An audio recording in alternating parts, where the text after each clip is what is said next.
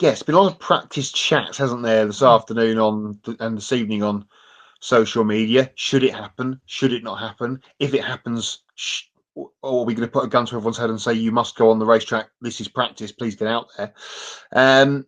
But as you said, some teams have encountered some problems and they've got themselves sorted.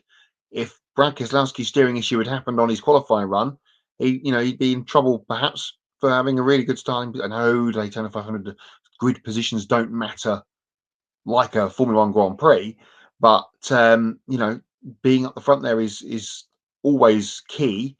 We're going to find, as you said, we're going to find out who's going to be on the front row for Sunday by the end of the pole runoff later on.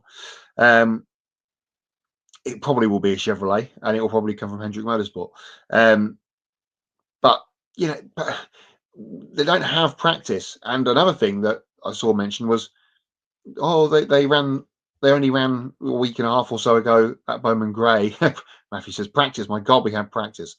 One man that loves a practice session. They ran only a week and a half ago at Bowman Gray. What's the problem? Well, these aren't the same cars that they brought to Daytona. These are Speedway spec cars rather than the short track stuff that they ran up in Winston-Salem last weekend. So I'm all for more practice. Since COVID, we've had a distinct lack of practice, and we all know the reasons why that was, trying to cut some costs and do etc. But for the first race of the season especially, you've got to get out there and see what's what for this huge build-up run that we have to the Daytona 500 on Sunday that we don't have.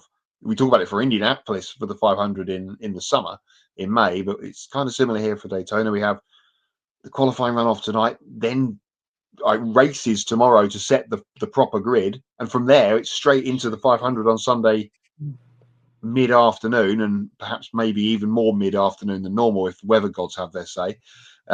So yeah, all for more practice, but if you don't want to go out, that's your call.